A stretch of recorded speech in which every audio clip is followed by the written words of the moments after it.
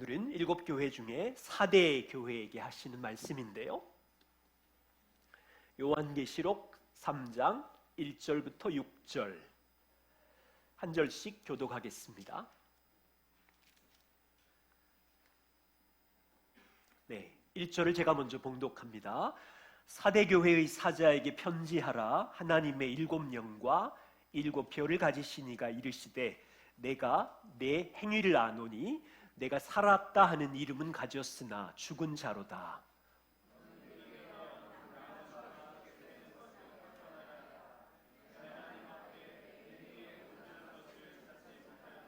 그러므로 내가 어떻게 받았으며 어떻게 들었는지 생각하고 지켜 회개하라. 만일 일깨지 아니하면 내가 도둑같이 이르리니 어느 때에 내게 이르는지 내가 알지 못하리라.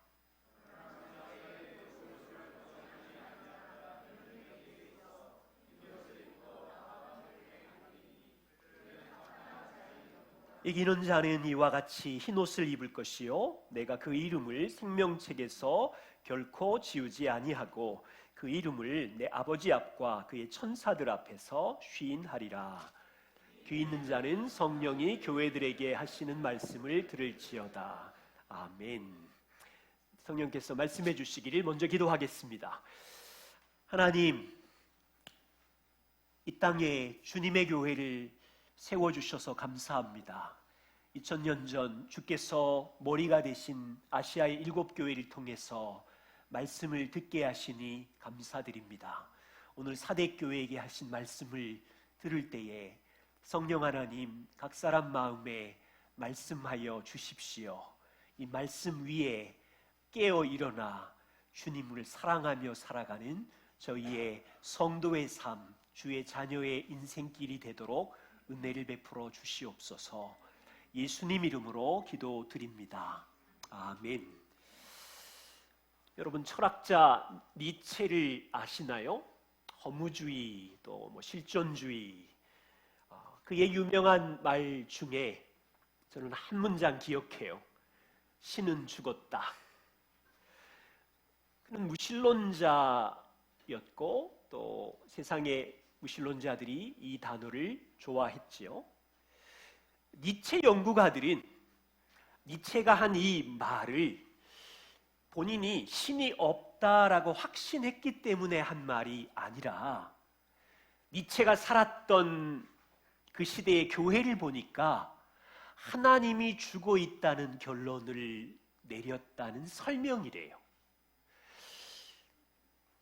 니체는 1800년대 사람이죠. 보니까 교회가 제 역할을 못하고 있는 거예요. 하나님을 예배하는데. 그래서 신은 죽은 것 같고, 그래서 이제 철학의 방향을 바꿨어요. 인간으로. 인간이 목표이고, 그래서 니체의 사상은 초인 사상. 그거 강조하다가 여러분 일대기를 보세요. 방탕하게 살기도 하고 마지막은 정신 이상으로 죽게 되지요. 한 철학자가 본인이 살았던 1800년대의 교회를 보고 신은 죽었다라고 한 말이 사람들에게는 충격이라면 더 큰 충격이 있는데, 교회의 주인이신 예수님이 교회를 보시고 죽은 것 같다고 하면, 오늘은 7교회 중에 4대 교회입니다. 예수님은 4대 교회를 향해 죽은 것 같다고 말씀하세요. 그런데 죽은 것 같은 교회를 밀쳐내시는 게 아니라 사랑하셨기에 이 교회를 회복하려고 찾아오셔서 말씀을 하시는 거예요.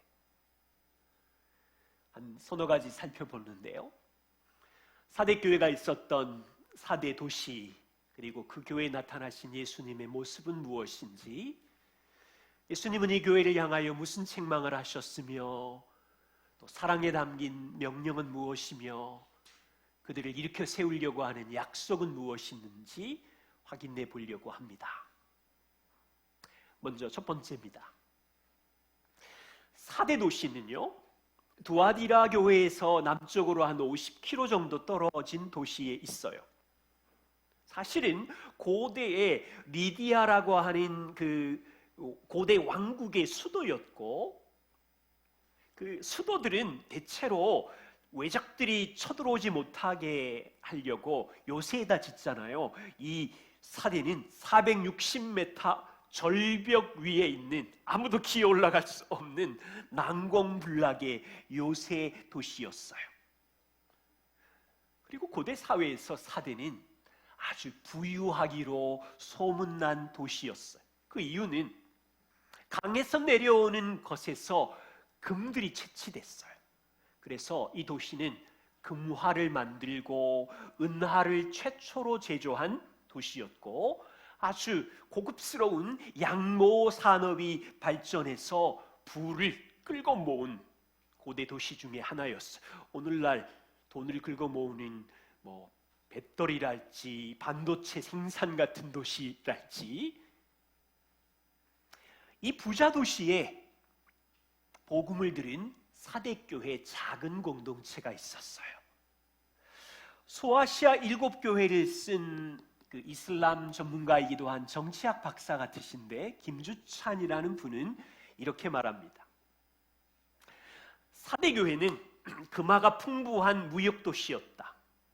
부자니까 항상 그 도시는 축제와 미녀들과 파티와 오락이 있던 도시였고, 세상의 화려함 속에서 성도들은 나태해졌고 도시 사람들처럼 쾌락을 추구하고 있었고, 그래서 신앙은 설 자리를 잃어버렸다. 사대교회에 대한 주님의 책망은 죽은 신앙. 그래서 죽은 신앙의 근본적인 원인은 돈을 사랑함, 세상을 성도들이 사랑했다였어요. 이 교회에 주님은 어떤 모습으로 나타나셨습니까? 3장 1절에 보면 사대교회 사자에게 편지하노니, 그분의 모습은 하나님의 7영, 성령의 영과 7별을 붙들고 계시는 분으로 나타나십니다. 하나님의 7영은 모든 전지, 완벽한 통찰력으로 온 세상을 보실 뿐 아니라 사대교회의 실상을 다 아시는 분이시죠. 지금 이 교회가 얼마나 무너졌는지, 죽은 상태인지를 아시는 분일 뿐 아니라 무너져가는 교회를 살리기 위해서 성령의 능력으로 살리고 싶어서 생명으로 오시는 영으로 나타나셨어요.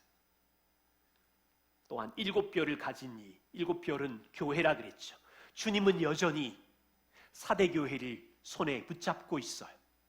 실망스러운 사대교회를 주님은 버리지 않았고 여전히 손에 붙들고 통치하고 있어요. 우리 자녀들이 힘들 때 자녀들을 절대로 버리지 않죠.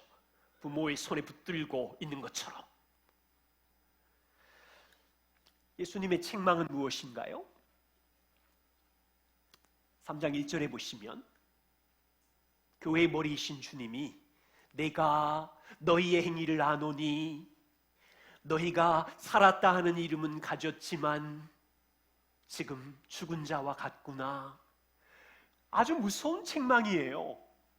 어설픈 불안한 인간 니체가 말해도 충격인데, 지금 살아계신 주님이 너희는 죽은 자와 같아. 여러분, 저는 예전에 진짜 솔직하게 사대교회를 보면 와, 우리 주님은 무서운 분이야, 너무 분노가 많으신가? 한때 그런 생각을 했어요. 그런데 이 교회를 향한 주님의 마음을 보니까 주님은 지금 교회를 버린 게 아니라 붙잡고 있으면서 사랑하기 때문에 책망하러 찾아오신 거예요. 여기 주님의 판단을 좀 잘 살펴볼 필요가 있는데, 죽은 교회가 아니라 거의 죽어가고 있는 교회입니다. 보세요. 내가 살았다 하는 이름은 가졌지만 죽어가고 있어. 왜냐하면 2절에 보시면 교회 안에 남아있는 바 죽게 된 것을 세워서 굳건하게 해라. 지금 이들은 신앙적인 활동으로 남아있어요. 주님께 예배하고 있어요. 4절에 보세요. 사대교회 안에 옷을 더럽히지 않는 충성된 성도들이 있어요. 이 교회는 여전히 움직이고 있고 이 하나님의 생명을 소유하고 있어요. 그런데 교회의 사령관이신 주님이 보니까 대부분의 성도들이 깊은 잠에 빠져서 죽은 모습으로 있는데, 이건 사실이지만 주님이 이 교회를 통치하고 있고 손에 붙들고 있고 살아있는 교회도 사실이에요. 2절에 보니까 주님이 내가 너희를 보니 하나님 앞에 행위에 온전한 것을 찾을 수가 없구나. 그들은 교회 안에서 살아 움직이는 것처럼 보이지만 하나님의 눈높이로 보니 입만 무성하고 열매가 없는 거예요. 온전한 열매가 없어요. 눈으로 볼 때는 예배하고 찬양하고 봉사하고 경건의 모양은 있는데 말씀과 예배 안에 주시는 은혜가 온전한 삶의 열매로 못 보겠대요. 없대요. 그래서 주님의 진단은 사람이 볼 때는 너희가 살아있는 것 같지만 거의 죽어가는구나. 여기서 배우는 것이 하나 있어요. 사람이 좋다는 교회와 교회의 주인이신 주님의 판단이 다르다는 지점이에요. 보통 우리는 교회에는 살아있어 라고 말할 때 교회의 모습이 어떠할 때 그런 표현을 쓰시나요? 교회 들어갔더니 훈련 프로그램이 막 짱짱하게 있네. 프로그램. 교회 들어갔더니 너무 사람들이 활동적으로 많이 모이고 성도들의 표정이 밝고, 와, 교회 봤더니 웬만한 건물보다 더 화려한 대리석에, 와, 교회 들어갔더니 좋은 교회 학교 프로그램이 막 있고, 신나라. 멋진 조명과 예배가 있을 때 그게 좋은 교회예요? 사람들은 말하기를 우리 교회는 유명하여 성도가 10,000명이에요. 우리 교회는 훌륭한 제자훈련 코스가 있어요. 사회봉사도 많이 해요. 사람의 눈으로는 살아 있어 보이죠. 중요한 것은 교회의 주인이신 자기 피로 산 한 사람 한 사람의 성도들은 살아있는 생명의 교제를 하고 있는가? 아마 사대교회는 부유한 도시잖아요. 어쩌면 많은 성도의 숫자가 모인 교회, 멋진 건물과 모인 성도들의 구성원을 보면 세상에서 한 가닥 유명한 사람들이 모인 교회였을 수도 있어요. 그런데 주님이 보실 때 사대 성도들의 삶으로 들어가 보니 온전한 열매를 못 찾겠대요. 세상에 하나님 앞에서는 꽝이야. 세상에 잠자고 있어. 거의 죽어가고 있어. 주님께서 보시는 건강한 교회의 모습은 어떤 걸까요?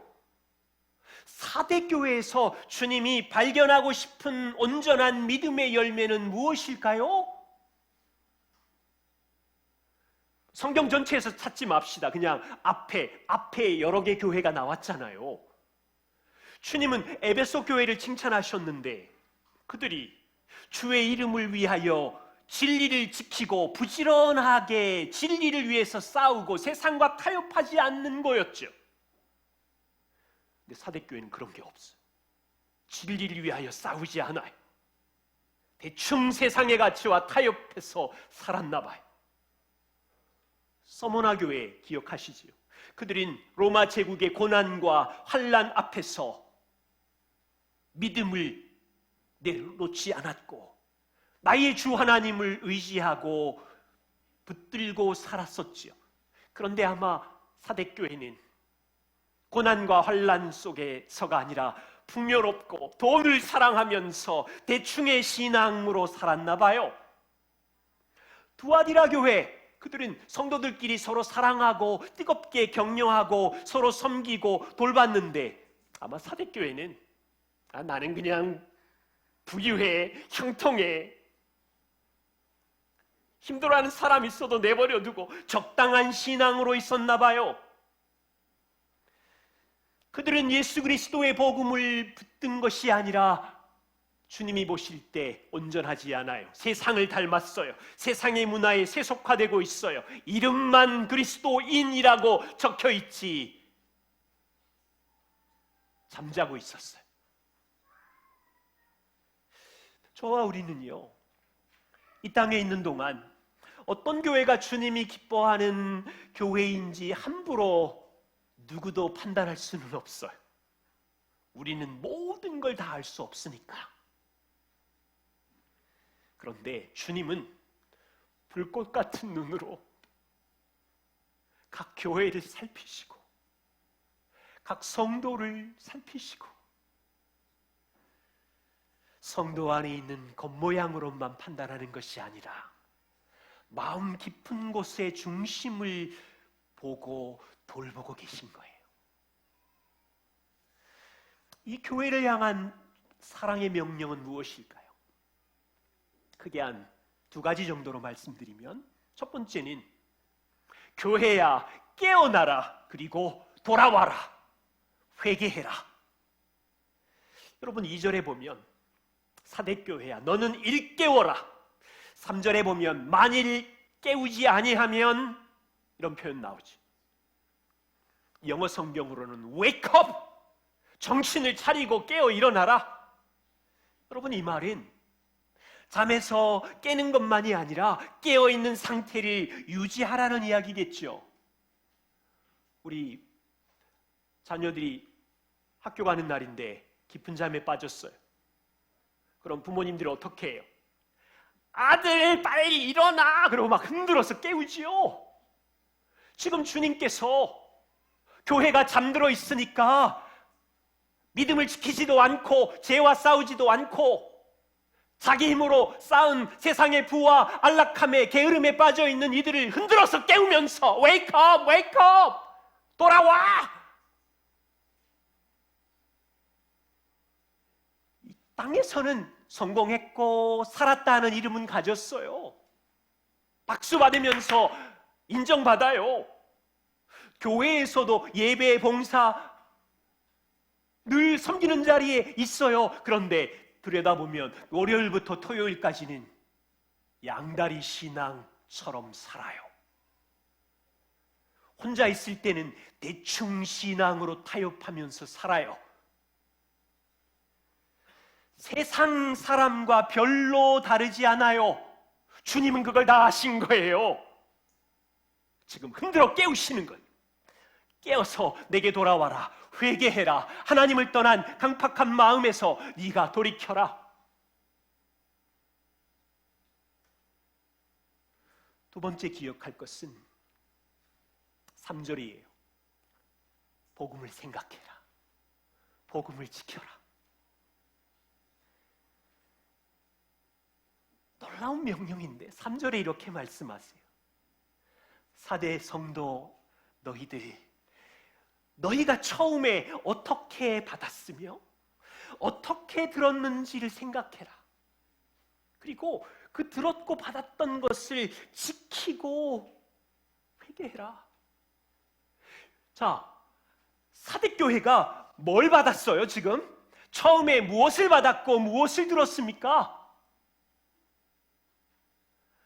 사대교회는 처음에 누군가로부터 복음의 진리를 들었고 받았어요. 과거에 그들은 사대라는 도시에서 돈을 사랑했고 세상의 쾌락을 쫓아 살았고 자기가 인생의 주인이었던 세상 사람들이었어요. 어느 날 복음을 들었어요. 하늘에 하나님의 아들이 자기를 위해서 이 땅에 오신 성육신과 자기를 대신해서 십자가의 죽으심과 자기에게 생명을 주려고 부활하셨다는 어마어마한 기쁨의 소식을 듣고 믿었더니 하나님의 생명, 성령이 그들 안에 임했어요. 처음엔 완전한 용서가 뭔지, 하나님 앞에 자유로운 정체성, 의롭게 됨을 알고 깜짝 놀라서 자녀가 되었는데, 시간이 지나면서 다시 세상의 부와 쾌락으로 달려갔어요. 지금은 그들 안에 하나님의 생명이 있었지만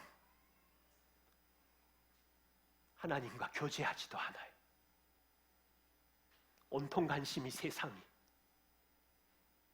성령이 그들 안에 있지만 성령은 밀쳐낸 지가 오래돼 버렸어요. 그들의 영혼은 냉랭해져 버렸고 반복되는 복음의 은혜에 마음을 닫아버렸고 그런 무감각에 놀라지도 않고 땅의 성공과 쾌락을 따라서 그냥 잠자고 있었어요.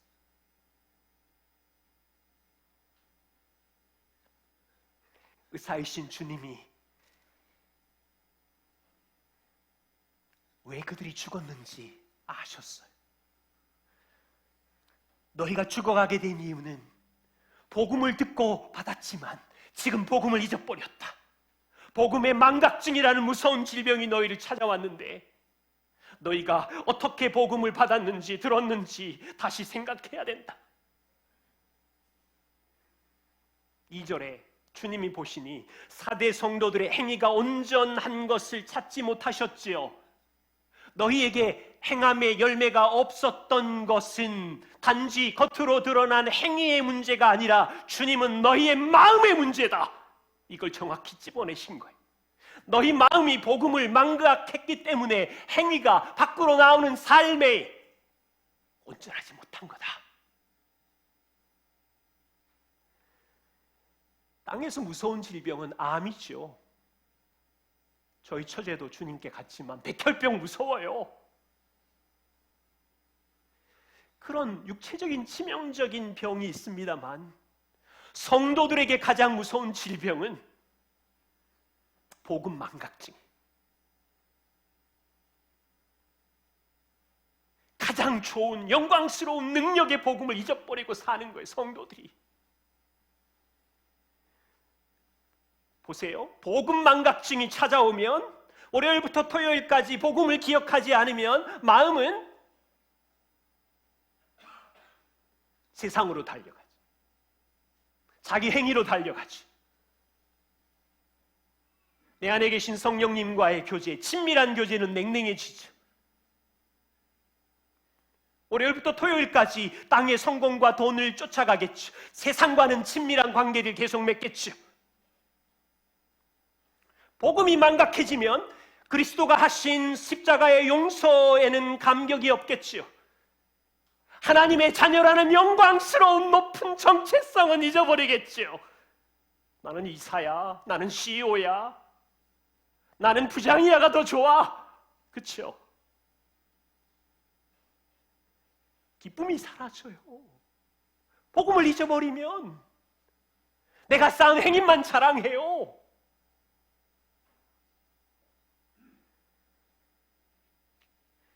여기 있는 자녀 여러분, 친구들이 복음을 생각하지 않으면 복음은 뭐예요? 하나님이 나를 제일 사랑하는 거, 하나님이 나를 가장 보배롭게 여기고 최고의 아들로 딸로 보시는 거. 그런데 이걸 기억 안 하면 친구들은 그 시즌의 문화로 달려가요. 외모가 중요해, 친구가 중요해. 카톡이나 SNS에 친구가 카톡 한마디 없으면 속상해. 친구가 나를 인정해 주지 않거든. 내가 얼마나 중요한 사람인데 나를 뭉개? 기분이 막 나빠지거든. 자녀 여러분, 여러분 안에 하나님이 나를 사랑하셔. 그러면 뭐 친구가 카톡 한번 답 안 했다고 나한테 좀 나쁜 말 했다고 내 감정이 왜 상해요? 주님이 나를 가장 아름답게 보시는데. 마찬가지예요. 10대에게 하나님의 사랑과 복음을 안 붙잡으면 외모와 행한 일과 이런 쪽으로 달려가는 것처럼 30대, 40대, 50대 하나님의 영광스러운 은혜의 복음의 능력을 붙잡지 않으면 세상이 말하는 가치와 성공에 우리 마음은 달려가게 되어 있어요. 주님은 사대교회가 죽게 된 이유를 아셨어요. 너희가 복음을 잊어버렸다. 처음 들었던 복음, 너희가 받은 복음을 다시 생각해라 명령하시는 거예요. 참 감사하게도 사대교회 안에 복음을 붙잡고 있었던 몇 사람이 있었어요. 주님은 그들을 칭찬하세요. 4절. 그러나 사대교회 안에 옷을 더럽히지 않은 자 몇 명이 있는데 그들은 지금 흰 옷을 입고 나와 함께 교회의 머리이신 주님과 함께 일상을 다니며 살아가고 있는데 그들은 합당한 자다. 주님은 4대 성도의 전부를 다 아셨어요. 그 교회 대부분의 성도가 거의 죽은 것처럼 복음을 잊어버렸다는 것도 아셨고 그들 중에 소수 몇 명은 복음을 지키고 합당한 삶을 사신 것도 아셨어요. 여기 옷을 더럽히고 흰옷, 여러분 이 사람들이 흰옷만 입은 거 아니에요. 꼭 그 페이스북에 저커버그 회색만 입는다, 흰옷을 입고 살았다는 의미가 아니에요. 여기서의 옷, 흰옷은 복음으로 주신 주님의 의로운 옷이에요. 그것을 입고 일상을 주님과 함께 살았다는 거예요. 질문은 이건데 주님이 그들을 합당한 자로 인정을 하셨는데 어떻게 순종하면 주님께 합당한 자라는 칭찬을 듣죠? 다시 옷을 더럽히지 않았다고 했는데 성도가 이 땅을 살면서 옷을 더럽히지 않았다면 어느 정도나 더럽히지 않고 깨끗함을 유지할 수 있었을까요? 대체 어떻게 순종하면 합당한 자라는 칭찬을 들을 수 있죠? 예를 들면 우리의 순종의 점수가 90점을 넘어야 되나요? 우리의 행위로 하나님 앞에 합당하는 자, 너 합격이라는 점수를 받을 수 있나요? 성경은 하나님 앞에 행위로 의롭다함을 받을 자가 한 명도 없다고 하셨잖아요. 우리가 배우는 그 복음 중심의 삶의 그래프도 주님을 알고 교제할수록 시간이 지날수록 우리 안에 붙어있는 죄의 동기, 냄새가 더 많이 보이는데 어떻게 하나님께 합당한 자가 될 수 있어요? 하나님은 아셨어요.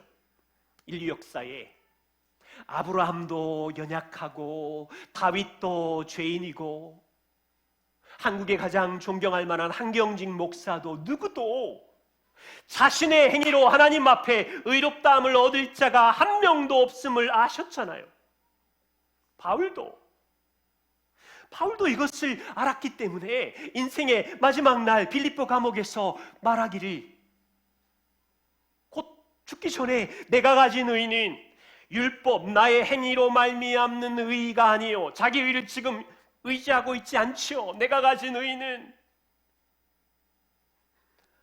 그리스도를 믿음으로 말미암아 하나님께로 난 의인이 그리스도가 주신 의를 지금 의지하고 있는 거예요. 저는 이 말씀을 잊어버릴 수가 없어요. 바울은 죽기까지 자신이 얼마나 교회를 위해서 희생했는지 자기 행위의 의를 꺼내지 않아요.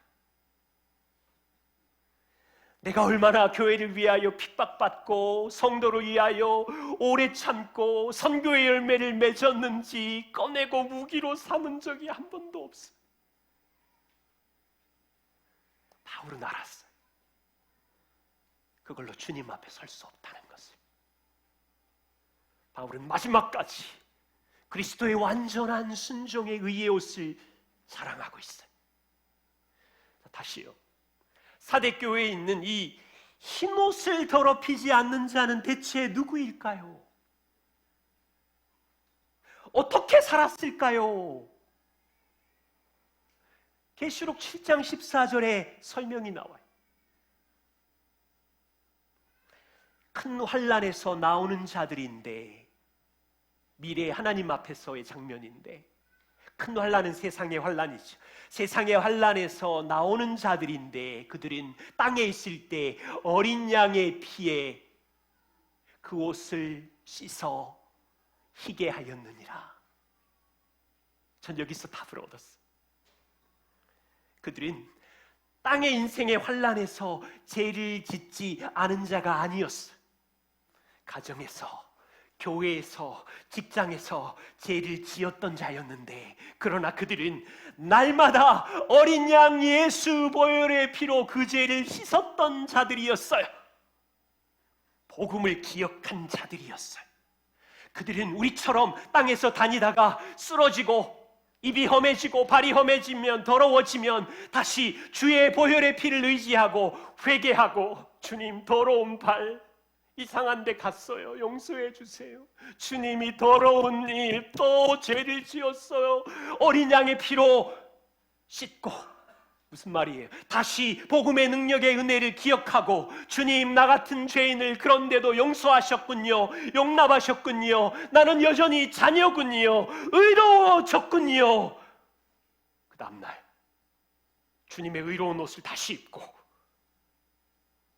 자녀의 정체성이구나, 다시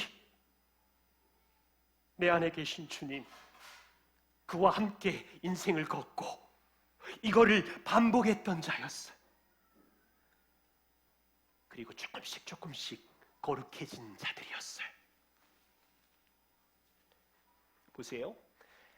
흰옷을 더럽히지 않는 자, 주님께 합당한 자라는 칭찬을 들은 사람들의 세 가지 특징이 있어요. 이건 제가 정한 거예요.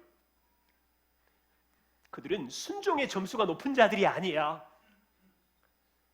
첫 번째는 매일마다 주님이 주신 거룩한 의의 옷을 입고 자기의 정체성을 붙들고 복음을 붙잡았던 자들이었어. 그런데 그날 세상 속에서, 가정 속에서 쓰러졌어, 넘어졌어요.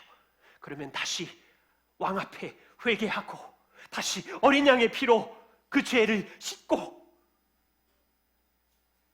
또한 나는 하나님의 자녀이며 오늘 내 안에 주님은 함께 하신다, 다시 교제하고 주님과 함께 길을 걸어가는 자. 와, 이거였구나.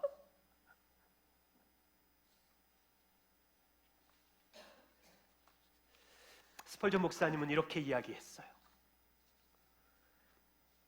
우리가 복음을 믿는다면 성도는 흰옷, 주님의 의의 옷을 입고 살아가고 있습니다.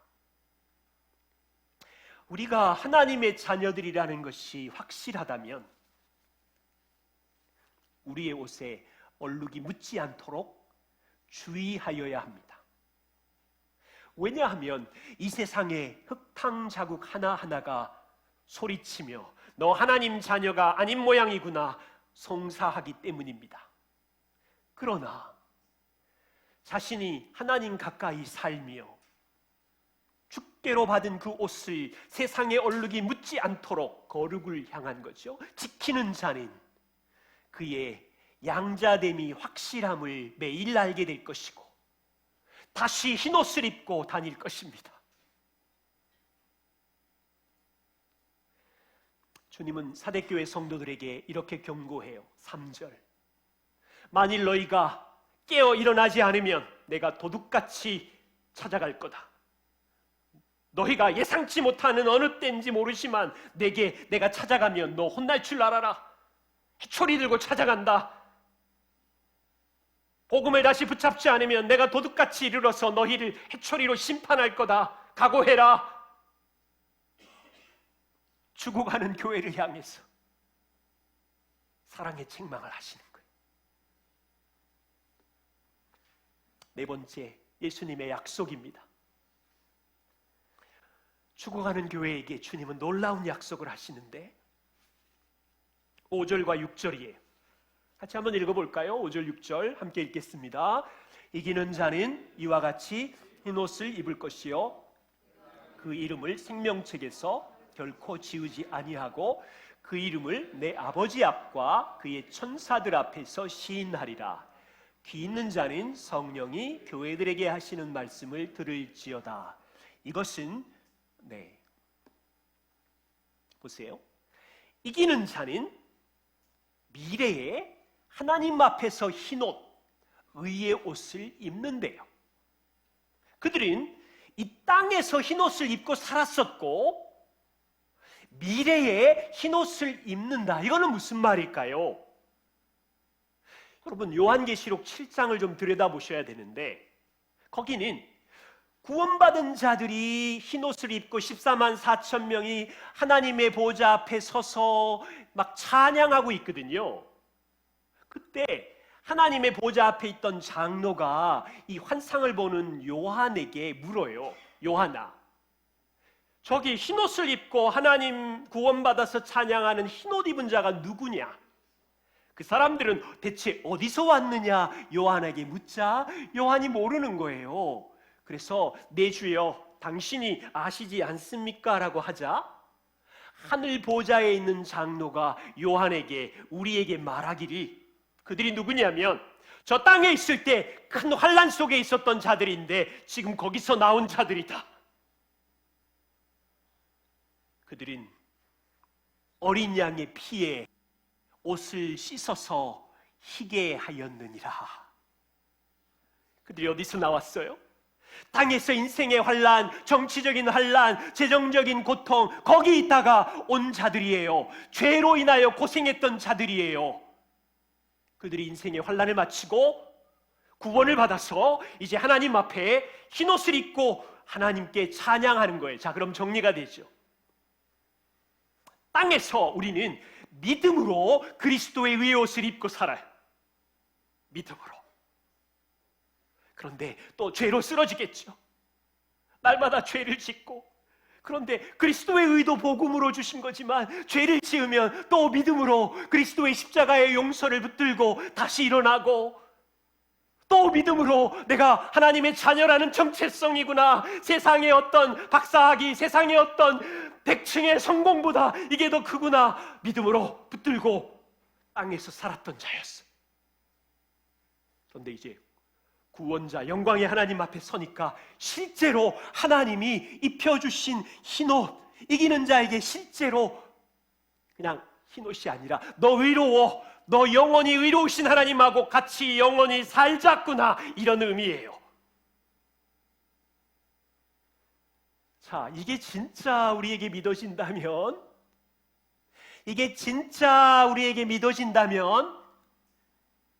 땅에서 왕들이 입는 옷, 부자들이 입는 명품, 죄송해요, 여기 외제차 타고 다니는 분도 계신데 럭셔리한 외제차 하나도 안 부러워야 돼요. 왜냐하면 우리는 그것하고 비교할 수 없는 영광의 주님의 의의 옷을 입고 이 땅에서 살고 있고, 그분이 주신 가장 높은 하나님의 왕의 아들, 딸로 살고 있고, 이거를 잊어버리니까 세상에 성공 리스트로 달려가는 거예요.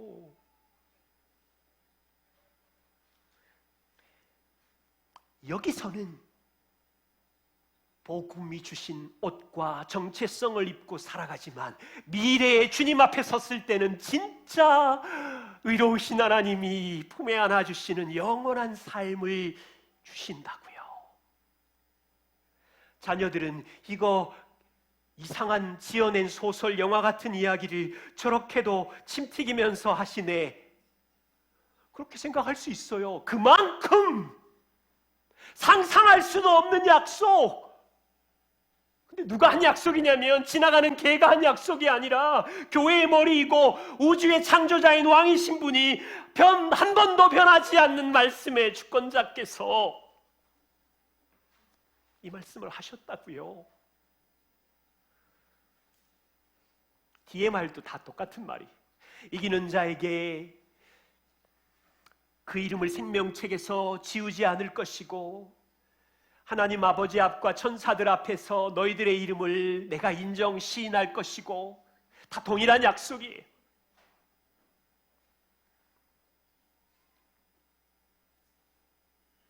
여러분, 예수님이 혼수 상태처럼 죽어가는 사대 성도들에게 얼마나 사랑으로 외치는지, 와, 이건 분노의 하나님이 아니라 진짜 어디까지 사랑하시는 거야.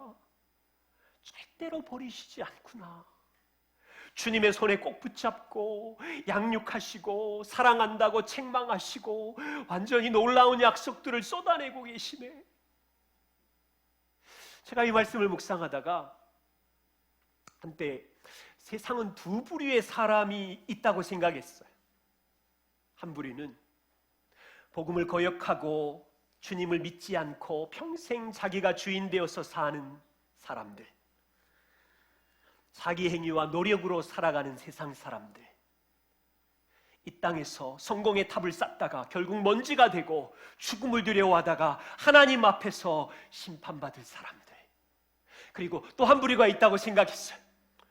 복음을 믿고 주님을 인생의 주인으로 모시고 사는 사람들, 그들 안에는 하나님의 생명의 씨가 있고 가난하고 핍박을 받지만 주님과 말씀을 사랑하고 천국을 소망하는 사람들, 이 두 부류라고 생각을 했었는데 이 사대교회를 보다 보니까 교회 안에 두 부류의 사람이 있다는 걸 그냥 생각했어요.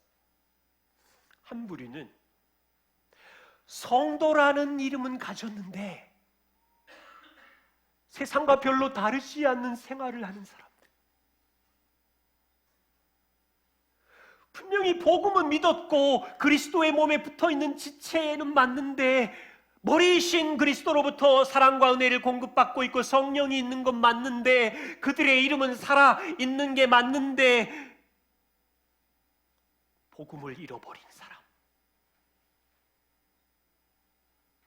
불신자처럼 똑같이 돈과 인정을 쫓아서 자기 욕망을 쫓아서 사는 사람, 세상의 문화와 철학을 따라가며 분주하게 성공의 탑을 쌓는 사람, 물론 세상에서는 박수를 받겠죠. 그런데 마음이 아프지만 주님은 내가 준 생명이 죽어가고 있구나. 그런데 책망을 잡아당기시는 것. 그런데 한 부류의 사람이 더 있어요. 교회 안에. 이 사람은요, 예수 믿고 뭐 성공했네, 돈 벌었네 이런 게 아니에요. 지금 잘 보세요. 복음을 자신에게 매일 선포하는 사람. 땅에서는 성공했을 수도 있고 가난했을 수도 있고 유명했을 수도 있고 평생 전세방 월세에 살 수도 있지만 이 사람은 날마다 복음을 믿은 사람이. 이 사람의 세 가지 특징 말씀드렸죠. 주님이 주신 의의 옷을 입고 매일 사는 사람, 매일 쓰러지고 넘어지지만 어린 양의 피로 죄를 씻고 회개하는 사람, 고소와 조롱이 막 난무하지만 비웃지만 나는 하나님의 자녀다, 주님과 함께 동행한다, 미쳤다고 해도 그냥 주님과 교제하며 복음을 붙들고 사는 사람.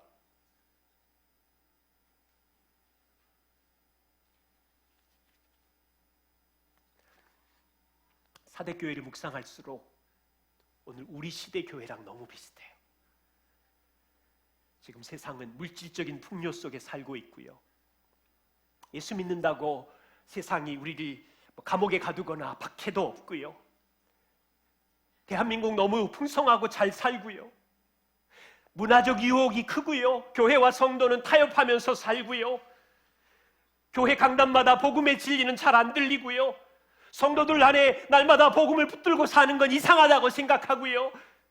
그래서 온전한 신앙을 추구하기보다 적당한 신앙, 대충 신앙, 썬데이 성도로 살아가는 모습을 볼 때 이거 진짜 사대교회 같으면 안 되는데, 나 적당히 믿으라고 얘기해야 되나? 너무 세게 말하나? 우리 함께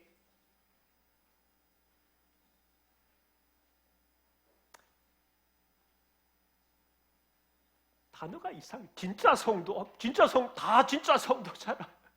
다 하나님의 생명이 있잖아요. 우리의 행함으로 도토리 키지기 하는 일을 그만두고 말 한마디 우리가 쌓은 걸로 상처 입는 걸 쌓으면서 밀쳐내고 그리스도의 의의 옷을 입고 날마다 죄를 씻으며 주님과 동행합시다. 혹시 우리 중에 사대 성도처럼 나는 진짜 잠들어 있었나 봐. 괜찮아요. 주님은 여전히 우리를 사랑하시니까. 과거의 복음의 감격에 빠졌는데 지금 내가 마음이 냉랭해졌고 무감각해졌고 복음을 잊어버렸네. 그렇다면 오늘 이 말씀은 여러분에게 하신 말씀이 맞아요. 주님 말씀하세요. 너는 내 사랑하는 자녀다. 이제 그만 영적인 잠에서 깨어나라. 회개하고 내게 돌아와라. 복음의 진리를 다시 기억하고 내가 너를 사랑하니 너도 나를 사랑해라. 그리하면 네가 한 번도 생각하지 않은 영생의 의로운 옷을 입을 것이다. 생명책에 너의 이름을 지우지 않을 것이다. 성령이 교회들에게 하시는 말씀을 우리는 들어야 돼요. 기도하겠습니다.